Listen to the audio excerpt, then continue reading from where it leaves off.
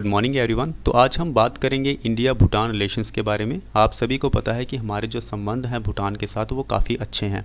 भूटान का जब भी कोई इशू होता है चाइना के साथ, जब भी कोई प्रॉब्लम होती है चाइना के साथ, तो भारत जो है भूटान का पूरी तरह से साथ देता है।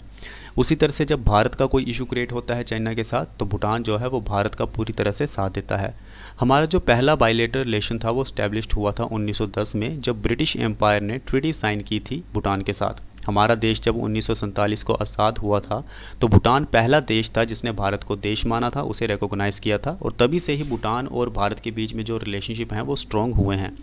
उसके बाद भूटान और भारत जो है ट्रीटी साइन करते हैं, फ्रेंडशिप ट्रीटी साइन करते हैं अगस्त 8 1949 को। फिर दोनों देश फैसला करते हैं कि हम एक दूसरे के मैटर्स में इंटरफेयर नहीं करेंगे, हमारे जो भी इंटरनल अफेयर्स होंगे उसमें हम इंटरफेयर नहीं करेंगे। उसके बाद हम फ्री ट्रेड की भी बात करते हैं, एक्सट्राडिशन प्रोटोकॉल की बात करते हैं। एक्सट्राडिशन प्रोटोकॉल में क्या होता है, देखिए मान लीजिए अगर इंडिया का कोई क्रिमिनल है वो भूटान में चला जाता है, तो उसे वापस कैसे लाया जाएगा, तो भूटान उसको वापस कर देगा, जिसे हम एक्सट्राडिशन कहते हैं। उसके बाद जब चाइना ने तिब्बत को अपने कंट्रोल में ले लिया था, उसे कैप्चर कर लिया था, तो उसके बाद भूटान को भी डर लगने लगा, नेपाल को भी डर लगने लगा, और इवन कि भारत को भी डर लगने लगा कि चाइना इस तरह की पॉलिसी आगे भी चला सकता है। एक्सपेंशनिस्ट पॉलिसी इसे कहते हैं, कि धीरे धीरे दूसरे की ज़मीन को हड़प लेना। तो जब चाइना एनेक्सेशन कर लेता है तिब्बत का, उसके बाद से ही नेपाल, भूटान और भारत, ये तीनों देश एक साथ आ जाते हैं। The key to its Himalayan frontier security policy, Himalayan frontier security policy यानी कि सिक्योर करना उस रीजन को, जैसे कि नेपाल, भूटान और भारत वाला रीजन जो भी हिमालयन बेल्ट है। उसके बाद 1958 में प्राइम मिनिस्टर जवाहरलाल नेहरू जी कहते हैं कि भूटान की सॉवरेनिटी को अगर खतरा होता है तो ये माना जाएगा कि भारत के ऊपर ही खतरा हुआ है, भारत के ऊपर ही हमला हुआ है। तो भूटान की जो सॉवरेनिटी है उसको पूरी तरह से प्रोटेक्ट करता है भारत। भारत कहता है कि अगर भूटान के ऊपर हमला हुआ तो मान लीजिए भारत के ऊपर हमला हुआ है।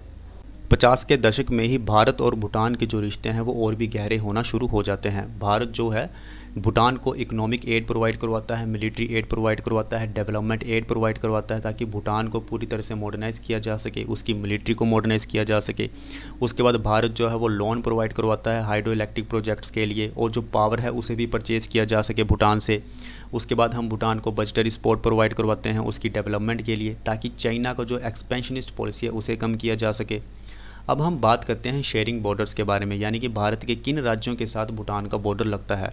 Bhutan shares its border with 4 Indian states, that is Assam, Arunachal Pradesh, west Bengal, Sikkim, with a length of 699 kilometre and serve as a buffer between India and China. तो साफ साफ कहें, भारत और चाइना के बीच में भूटान जो है वो एक बफर जोन की तरह काम करता है।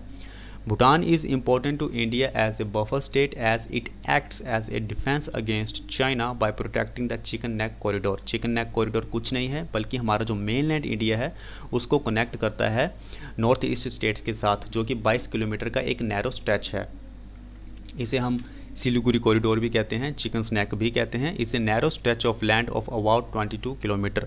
The Doklam stand off reestablished the strategic significance of Bhutan for India. जैसे ही डोकलाम का इशू हुआ था, जिसमें भारत भी शामिल था, चाइना भी शामिल था, जिसमें भूटान भी शामिल था, उसके बाद से ही हमें समझ आया कि भूटान हमारे लिए कितना ज़रूरी है, और तभी से ही भूटान के साथ हमारे जो रिलेशनशिप है वो और भी गहरे हो जाते हैं। आज के समय में India has constructed 3 hydro electric projects in Bhutan, that is Chukha, Kurichu, Tala, which is operational and exporting surplus power to India. जो भी पावर सरप्लस में है भूटान में उसे बेचा जाता है भारत में, यानी कि उसे एक्सपोर्ट किया जाता है इंडिया में। Bhutan is the first country to receive the Covishield vaccine under the India's vaccine Maitri initiative. India का जो मैत्री इनिशिएटिव था उसमें सबसे पहले कोविशील्ड वैक्सीन जो थी वो हमने भूटान को ही प्रोवाइड करवाई थी। Both the countries must enhance connectivity which is central pillar of India's neighbourhood first and act east policy. तो हमें अपने रिलेशनशिप को और भी ज़्यादा स्ट्रॉन्ग करना है ताकि हम एक्ट ईस्ट पॉलिसी के ऊपर अच्छे से काम कर सकें।